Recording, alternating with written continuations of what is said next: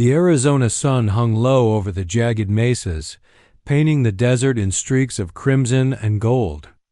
Eleanor Grace, a young woman of barely 20 summers, sat on a rough-hewn blanket beside a flickering fire. Her hands trembled as she fingered the delicate locket around her neck, the last gift from her father before the raid had stolen her from the safety of her family's fort. She had been told stories of Apache warriors, savages with no mercy, but what she had encountered was far different.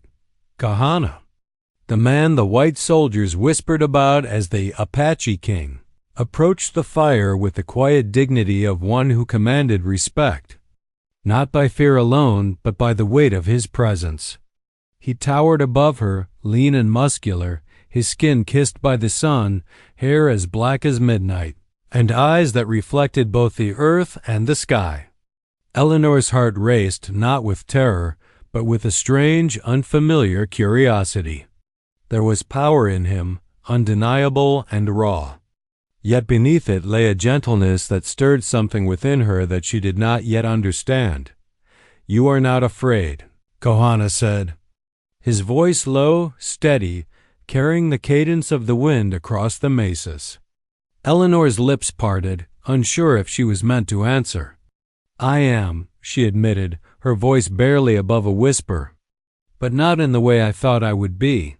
He studied her, and for the first time, Eleanor saw that he saw her not as a captive, not as a trophy, but as a person. Her father had raised her to respect bravery, to admire strength, and Kahana embodied both. He had spared her life when he could have done otherwise, had shown restraint where others would have acted in rage. And in that restraint, Eleanor sensed something deeper, an unspoken code of honor, one that mirrored her own quiet defiance. Days passed in a rhythm dictated by the desert and the Apache way of life. Eleanor learned to rise with the sun, to help tend to small wounds, to fetch water from hidden springs, and to ride horses with the grace of someone born to it, though her body protested at first.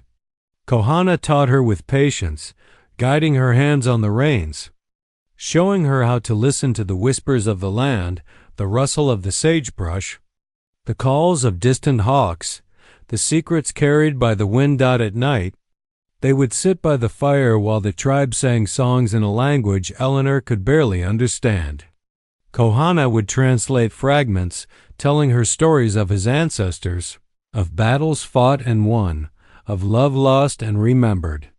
Eleanor found herself drawn into these tales, not as an outsider, but as a witness to a life so rich, so alive, that she had never imagined it possible. It was during one such evening, with the fire casting flickering shadows across his face, that Eleanor first understood the power of attraction. Kahana's gaze held her, steady and unyielding, as if he could peer into the very core of her being. She felt exposed yet safe, and her heart beat with a feverish intensity she could not name. "Why do you look at me like that?" she asked, her voice trembling.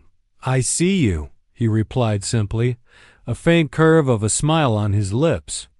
"Not as the daughter of soldiers, not as the white woman taken from her home, but as you are, Eleanor Grace." Her breath caught. He had spoken her name aloud, and in the cadence of it there was power and warmth, a declaration without words. She wanted to speak, to answer, but the desert night swallowed her courage. Instead, she nodded, feeling a flush creep across her cheeks. As weeks turned into months, the bond between them deepened. Eleanor's initial fear faded, replaced by an understanding that love, in its purest form, did not require possession. Kahana never forced himself upon her, never demanded submission. He offered trust, respect, and patience. Each gesture, from the way he adjusted her blanket to the careful attention he gave when she struggled to lift a jug of water, spoke louder than any vow or promise. Eleanor found herself drawn to him in ways she had never imagined possible. She was captivated not only by his physical presence, but by the honor that shone in his every action. In the quiet of the desert, she began to dream not of escape, not of the life she had lost, but of a life beside him, woven from the rhythms of the land, from the honesty of shared labor, and from moments of unspoken intimacy that lingered like the scent of sage after a storm. One evening, as the sun dipped behind the distant mesas and the sky ignited in fiery oranges and purples, Eleanor approached Kohana while he cleaned his bow. She hesitated, then spoke, her voice trembling with an unfamiliar vulnerability. I feel something I cannot name," she confessed. He looked up, and for the first time, a flicker of emotion crossed his stoic features. He set the bow aside and reached for her hand, roughened from years of labor, yet gentle as it rested over hers. "You feel love," he said simply. "It is not a word to fear. It is the same force that drives the rivers to the sea, that makes the sun rise each day. Do not fight it, Eleanor." Tears brimmed in her eyes. She had never been told that love could be simple, honest, or patient. In her world, love was often tangled with duty, wealth, or family expectation. But here, under the vast expanse of the Arizona sky, she saw love in its purest form, steadfast, unyielding, and true. From that moment, a silent promise formed between them, as binding as any oath. Eleanor knew the path ahead would be fraught with danger. The soldiers might return, and the Apache people could never fully accept her. Yet the fire of her heart, ignited by Kohana's quiet strength, burned brighter than any fear. And so, the young bride-to-be, taken from the world she knew, found herself stepping into a life defined not by captivity, but by choice. With each sunrise, each shared moment, each whisper in the wind, Eleanor and Kohana discovered a love that neither distance nor prejudice could diminish, a love that would shape not only their fates but the stories whispered around fires for generations to come. By the time the first winter snow dusted the mesas, Eleanor no longer trembled at his presence. She no longer saw him as a captor, nor did she view herself as a prisoner. They were equals, bound by understanding, honor, and the first stirrings of a passion neither could ignore. And though the road ahead remained uncertain, the spark had been lit, a flame that promised a story of love as vast and enduring as the desert itself. The desert stretched endlessly, a canvas of sun-baked earth, jagged cliffs, and sagebrush swaying like ghosts in the wind.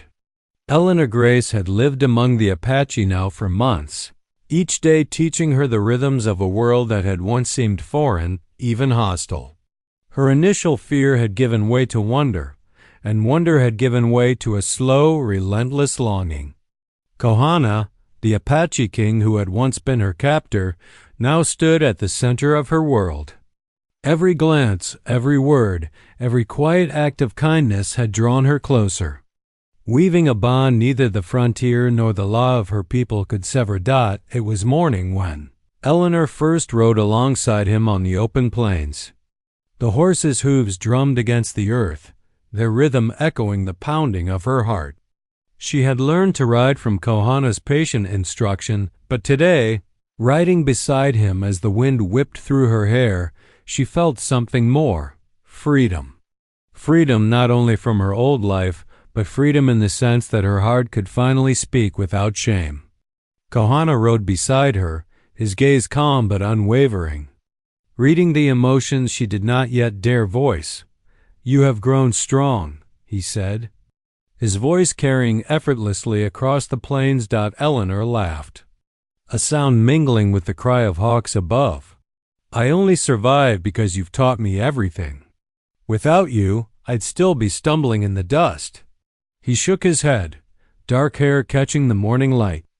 "No, you have strength in your spirit, Eleanor. That strength would have carried you anywhere, even if I were not here." Her heart swelled at his words.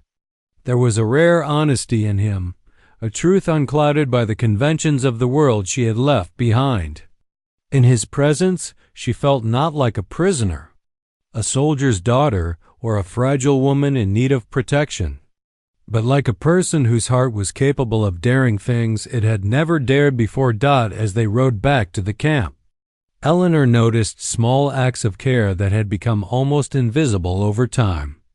Kohana tended to the fire without being asked, prepared food with methodical attention, and always made sure she was safe and comfortable. At night, when the stars glittered like frozen flames across the desert sky, they would sit together on blankets of buffalo hide.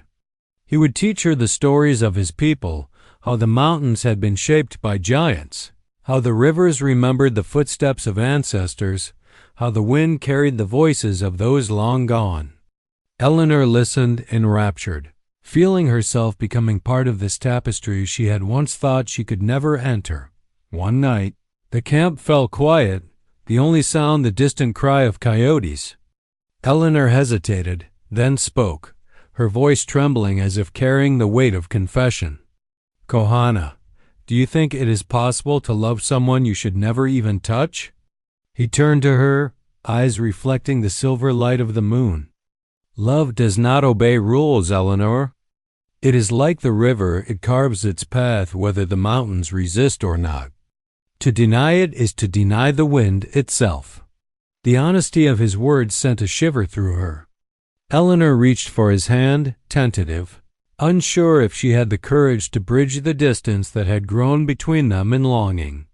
He took her hand in his, the roughness of his skin a stark contrast to the tenderness of the gesture. In that simple touch, Eleanor felt a fire ignite, a warmth that traveled deep into her bones. Days passed with the rhythm of shared labor and quiet companionship. Eleanor learned to hunt with the men, her arrows striking true beneath Kohana's watchful eye. She tended the sick, learned the ways of herbal medicine, and in doing so became indispensable to the tribe. Yet even as she gained respect for her skills, it was the small, intimate moments that held the greatest power. The brush of his hand as he passed her water, the careful way he adjusted her blanket at night, the unspoken promises held in shared glances across the fire. One afternoon, a band of soldiers approached the camp, their intentions clearly hostile. Eleanor's heart raced as she ran to warn Kohana, her voice carrying across the plains. The Apache warriors prepared for defense, their movements a symphony of precision honed by years of survival. Kohana turned to her, eyes meeting hers in a glance that spoke volumes. She did not need to tell him she would stay by his side. He already knew. The battle was fierce, a clash of steel and gunpowder that sent dust and smoke swirling into the sky. Eleanor clutched her bow, her hand steady despite the chaos, shooting arrows with unerring precision. Kohana fought with a controlled fury, protecting his people and always her. When the dust settled, the camp remained standing, the soldiers driven off. But both Eleanor and Kohana bore bruises, not only to their bodies, but to their hearts, having seen the fragility of life laid bare in such violence. That night, as the firelight danced across their faces, Eleanor leaned into him, feeling the steady beat of his heart against her cheek. "I am afraid," she whispered, "that one day the world will come between us." Kohana held her close, his embrace protective and tender. "Then we will meet it together. Our love is not something that can be taken by soldiers or by fear. It exists because we have chosen it, and choice is stronger than any blade." The words sank deep into Eleanor's soul. She realized that love, true love, was not merely passion or desire, it was a commitment forged in understanding, respect, and shared courage. She could feel it in the rhythm of their lives together, in the way the wind carried their laughter across the desert, in the quiet moments when they shared stories or when they simply sat in silence, watching the sunset behind the MESAS. In those days, Eleanor's transformation became undeniable. She was no longer the frightened girl captured by circumstance. She was a woman who had found her place beside the Apache king, a partner in life, in struggle, and in love. The tribe came to respect her not for her birthright, but for her courage, her skill, and the honesty of her heart. And Kahana, once stoic and reserved, found himself vulnerable in ways he had never anticipated. Moved by a love that challenged every rule he had been taught to follow, under the moonlit sky, they would often whisper secrets and promises to one another, words meant only for the wind and the stars. Eleanor would rest her head against his chest, feeling the steady beat of his heart, and Kahana would brush her hair from her face, their fingers entwined in a quiet testament to their bond. There was no need for grand declarations. Their love was in the shared glances, the brush of hands, and the moments when words failed, leaving only presence and trust. Eleanor had come to understand that the desert was not just a place of hardship, but a crucible for the soul. It stripped away pretensions, left only what was essential, and revealed the truth of one's heart. And in that harsh, beautiful land, she had discovered the truth of hers, that love could transcend fear, culture, and expectation. That it could grow quietly, persistently, like the stubborn desert wildflowers that bloomed against all odds. As she lay beside Kahana that night, watching the firelight flicker across his features, Eleanor realized that she had found not only a partner but a home. Their love was a defiance of the world, yes, but also a celebration of life, the life they chose to build together, step by step, under the endless sky. And in that choice, Eleanor discovered a freedom deeper than any she had ever known. The freedom to love without apology, without hesitation, and without fear. By the time the first snows of winter dusted the mesas, Eleanor and Kahana had become inseparable, not only as lovers but as equals, as two souls intertwined in a story larger than themselves. And though the frontier remained unforgiving, though dangers lurked beyond every ridge and canyon, their love became a force as enduring and unyielding as the desert itself. In the quiet moments, Eleanor would whisper to him, "I never imagined love could feel like this." And Kahana, ever steady, ever strong, would reply simply, "Then you have found what is worth fighting for." And in the vast, sunburned expanse of the Arizona desert, their hearts beat together, a rhythm stronger than the drums of war, a promise that no matter what the world might demand, they would face it together, bound by a love that had grown beyond fear, beyond captivity, and beyond the limits of the frontier. The desert was a place of quiet beauty, yet it was never truly at peace. Eleanor Grace had long learned that the vast Arizona plains could nurture love and life, but also harbor danger and death.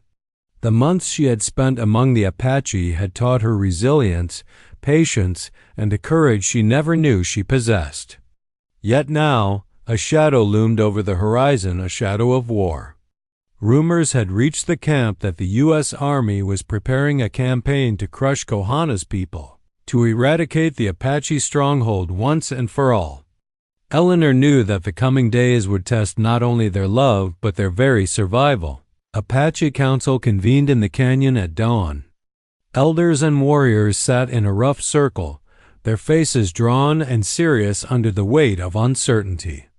Kahana stood at the center, his presence commanding the attention of every man and woman present. Eleanor stood at the edge of the circle, watching him with awe and fear mingled in equal measure. The decisions that would be made here could determine life or death for all of them. "Your people fear outsiders," Kahana said, his voice steady, yet carrying the weight of grief. "And we cannot risk the safety of our tribe for one life, no matter how precious." He turned, and his gaze met Eleanor's. In that moment, she knew what he was thinking. They might ask her to leave, to save herself, and he could not guarantee her safety. Eleanor's chest tightened. The thought of abandoning him, even for a moment, felt impossible. "I will not leave," she said, her voice firm, surprising even herself. "If you fight, I fight. If you survive, I survive. I am yours as you are mine." The council murmured at her words, some nodding in approval, others frowning at what they perceived as danger. Kohana did not respond immediately. He only took her hand briefly, a silent acknowledgment of her courage and the bond they shared. Eleanor could feel his pulse beneath her palm, strong and steady, a reassuring anchor in a world suddenly fraught with peril. As the soldiers drew nearer, Eleanor knew she had to act. In the past, she might have been content to hide in fear, but now love and loyalty guided her choices. She rode to the nearest fort, a messenger between two worlds, her heart pounding with dread and hope. Her words were measured and precise, not as a betrayal, but as a plea for mercy. She spoke of Kohana, of his honor, of the peace he wished to maintain, begging the soldiers to reconsider wholesale destruction. But the frontier was seldom swayed by words alone. Her message was met with skepticism and anger. To the soldiers, she was a traitor to her people, a woman who had been corrupted by the enemy.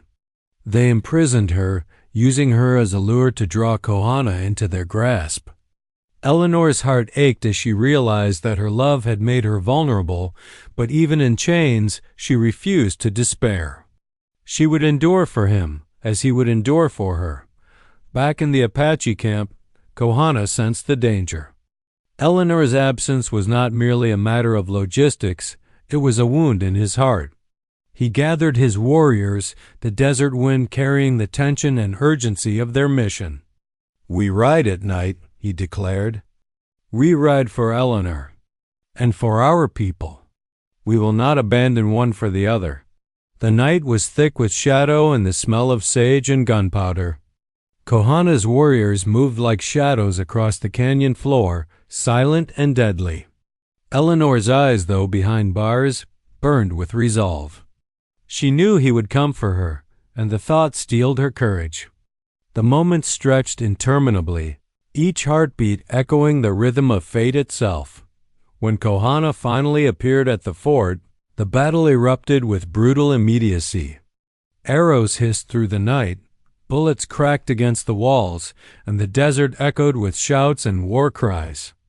Eleanor, though restrained, could see him, her Apache king, her lover, her soul's companion, fighting with precision and fury.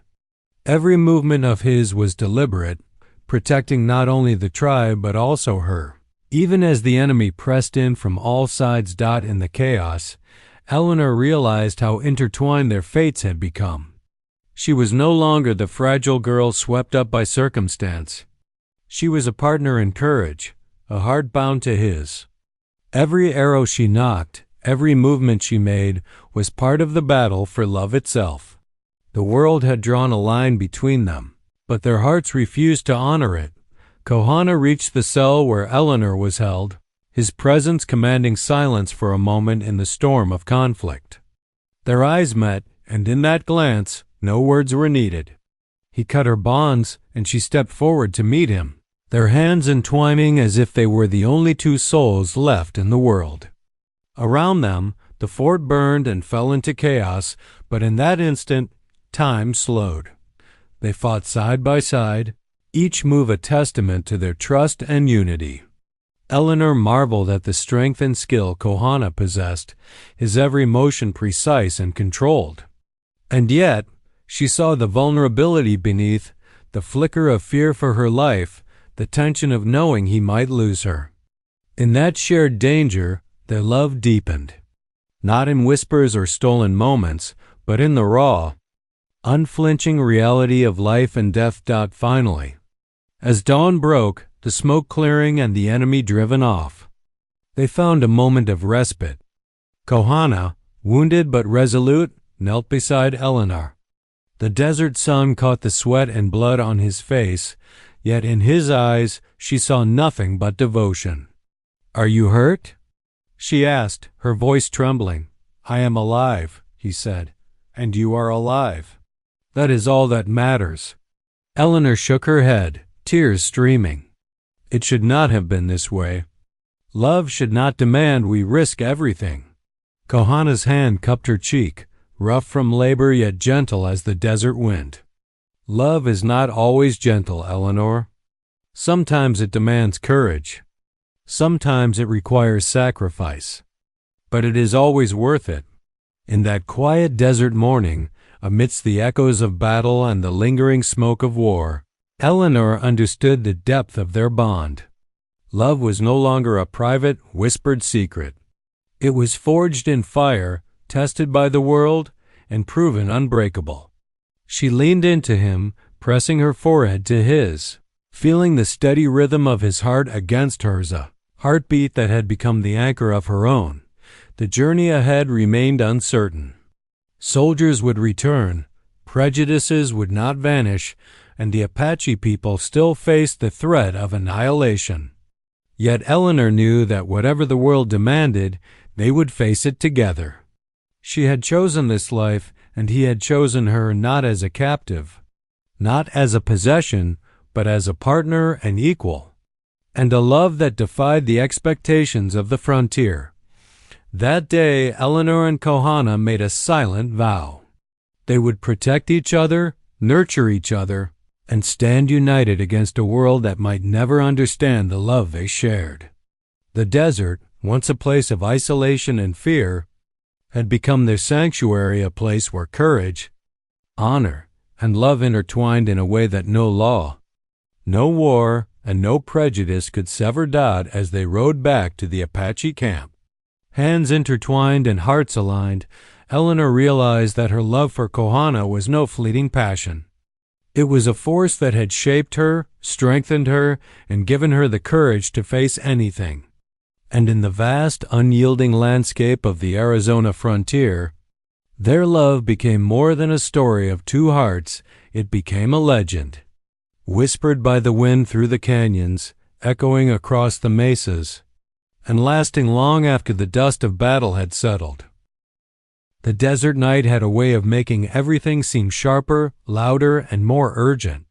Shadows stretched like ghosts across the mesas, and the wind carried the scent of sage, dust, and distant smoke. Eleanor Grace, heart pounding, crouched behind a rock with the Apache warriors, listening to the approaching footsteps of soldiers. The U.S. Army had returned, far larger than before, determined to destroy Kohana's people and capture her once again. But Eleanor's fear had transformed into resolve. She was no longer a passive witness. She was a partner in this fight, a woman bound by love and courage to the man who had become the center of her world. Kohana surveyed his warriors under the moonlight. His jaw was set, his eyes dark and unyielding, yet his gaze softened when it fell upon Eleanor. "Tonight," he said quietly, "we fight not only for our people, but for the life we have chosen. For love." The words were simple, yet heavy with meaning, and Eleanor felt a shiver of determination race through her veins.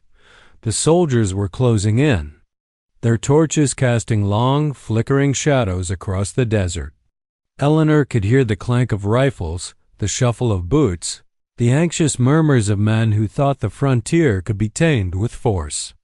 But Kohana's warriors moved like shadows, silent and precise, their bows and arrows striking before the enemy even realized they were under attack.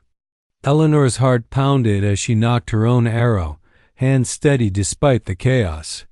She was no longer afraid. She was alive, present, and committed to the man she loved. The first clash was sudden and violent. Sparks flew as bullets met arrow shafts, and the desert echoed with the shouts of men and the cries of horses. Eleanor moved alongside Kohana, their movements instinctive, a silent choreography learned over months of trust. He guided her through the chaos, his presence an anchor against the storm of battle. Every glance they exchanged spoke volumes, a silent communication of courage, strategy, and the unbreakable bond that had grown between them. Amid the roar of conflict, Eleanor caught sight of the soldiers' leader attempting to breach the camp where she had once been held. Fear surged, but she did not falter. She ran, bow drawn, arrows flying with deadly precision. Kohana was at her side in an instant, protecting her, guiding her, and moving as if their hearts beat in perfect unison. In that moment, Eleanor understood that love was not a quiet fire, it was a force that demanded bravery. That could inspire acts of courage beyond reason. And that could make the impossible possible. The battle raged for hours. Dust and smoke filled the air, mingling with the smell of gunpowder and blood. Eleanor and Kohana fought not just with skill, but with an intensity born of necessity and passion. Each time their hands brushed, each time their eyes met across the chaos, the world fell away, leaving only the certainty that they were fighting for each other, for their shared future, for a love that defied everything around them. Finally, as the first light of dawn tinged the horizon, the soldiers began to retreat, overwhelmed by the relentless defense and strategy of Kohana's warriors.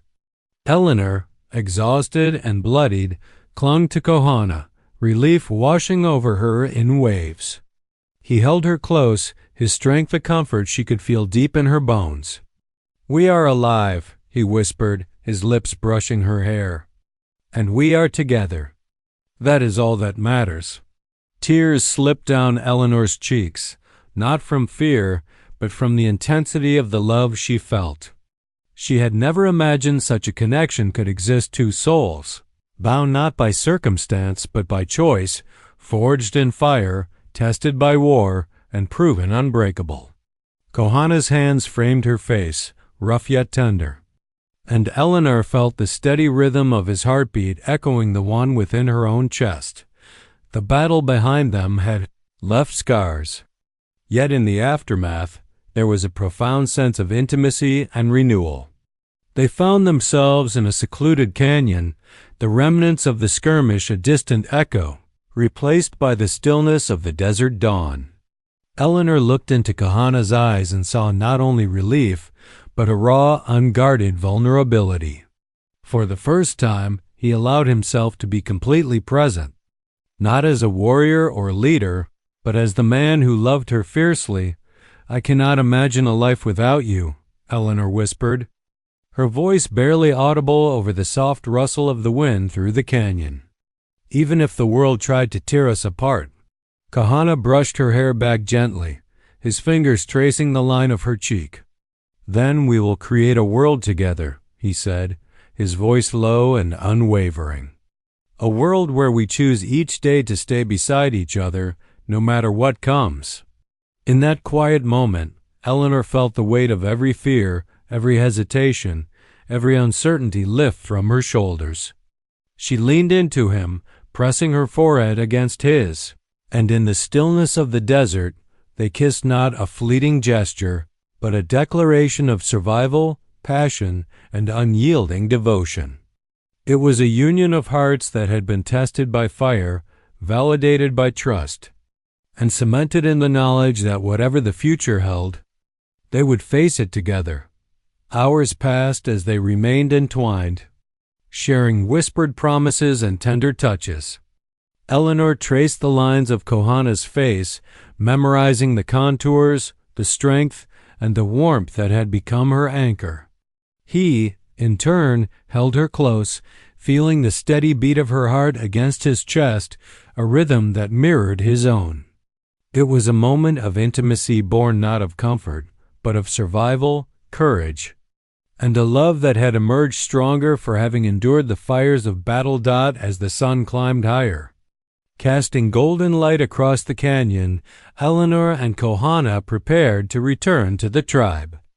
The camp was intact, the people safe, and the promise of life and love continued, though the scars of battle remained etched in their memories. The desert had tested them, but it had also proven the resilience of their bond. They had faced fear, death, and chaos and emerged not only alive, but more deeply connected than ever before. Before leaving the canyon, Eleanor whispered into his ear, "I never thought I could feel so alive, so completely known, as I do with you." Kohana pressed his lips to her temple, the roughness of his hands a reminder of both the world they had endured and the tenderness they had discovered. "You are my heart, Eleanor. In every shadow and every storm, you will always be my heart. The journey back to the camp was quiet, punctuated by moments of gentle touch and shared smiles. The warriors marched with the precision of those who had survived, while Eleanor rode alongside Kohana, feeling for the first time that the desert was not a place of fear, but of belonging. They had emerged from the night of fire not only as survivors but as partners.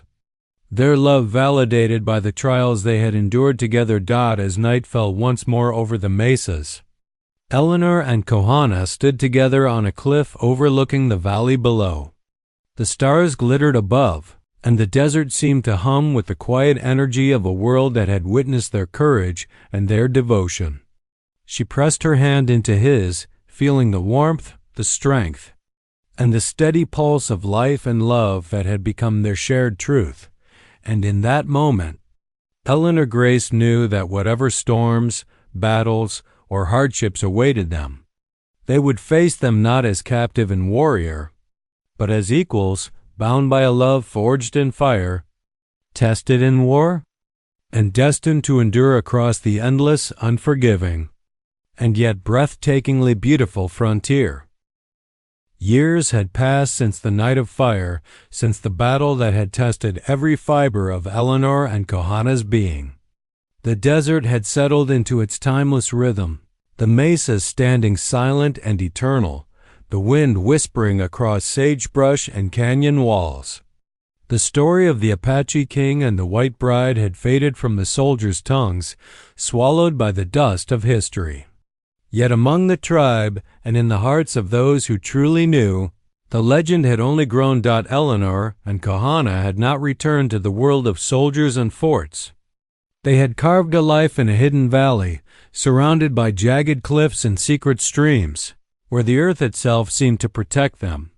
The Apache people who followed them had found peace in this sanctuary, a place where war had left its scars but where life flourished nonetheless. And there, amidst the wildflowers and whispering pines, Eleanor and Kohana nurtured a love that had been forged in captivity, tested by battle, and strengthened by choice. It was in the spring when the first white roses bloomed.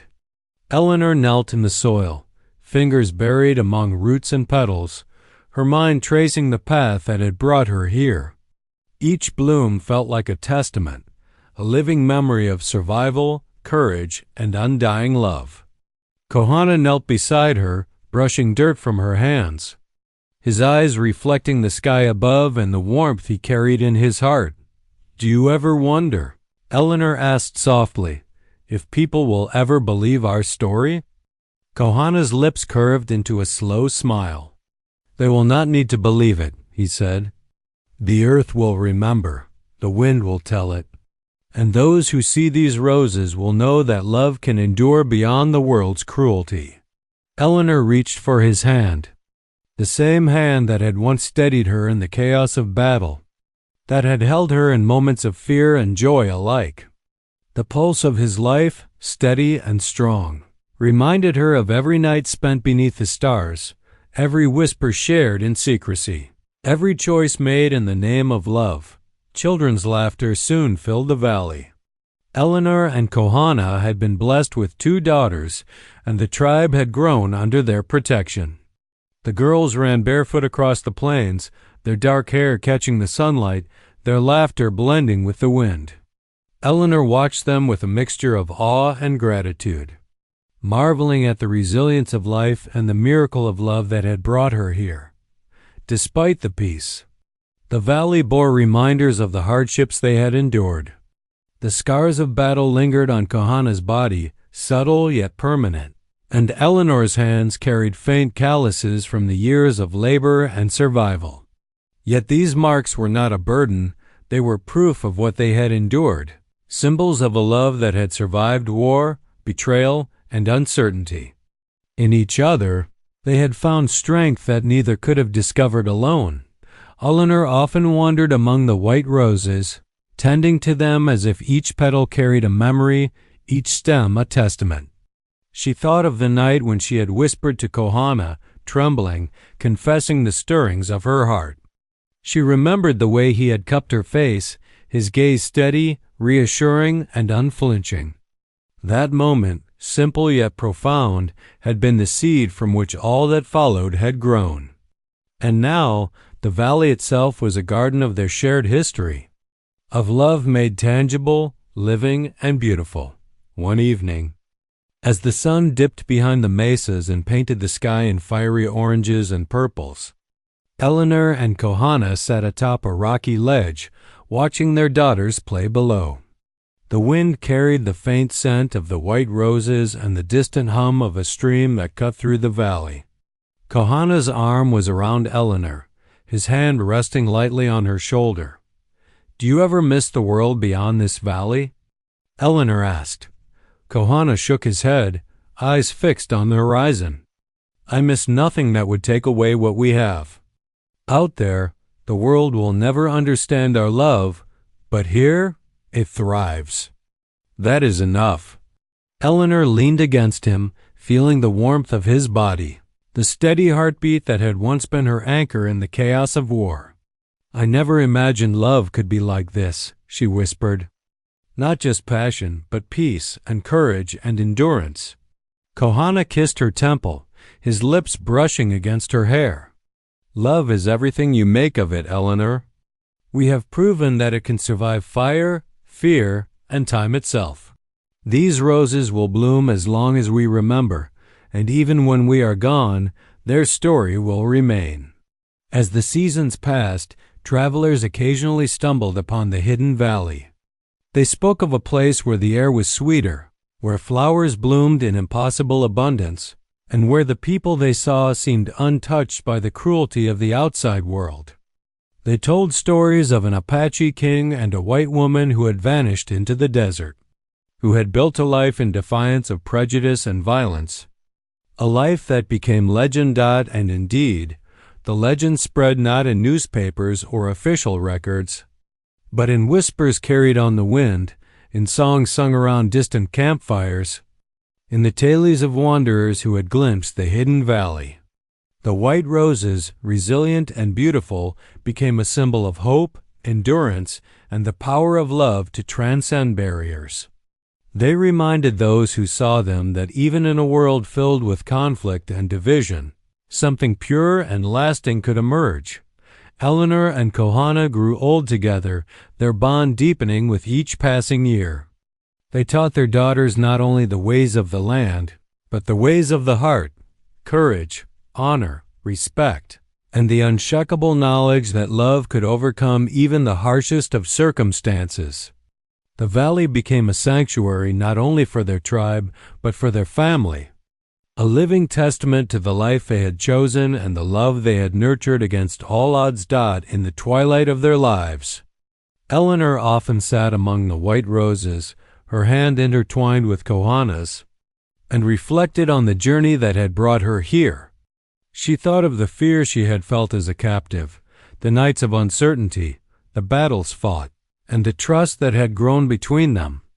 Every hardship, every moment of doubt, had led to this, a life of shared purpose, of enduring love, of quiet triumphs hidden from the outside world. And when Eleanor and Kohana eventually passed from the earth, it was said that the white roses bloomed brighter than ever, as if carrying their souls, their story, and their love into eternity. Travelers and tribes alike told the story of the Apache king and the white bride, not as a tale of conquest or captivity, but as a legend of choice, courage, and unbreakable devotion. The valley remained hidden, a secret garden in the heart of the desert, and the white roses continued to bloom every spring.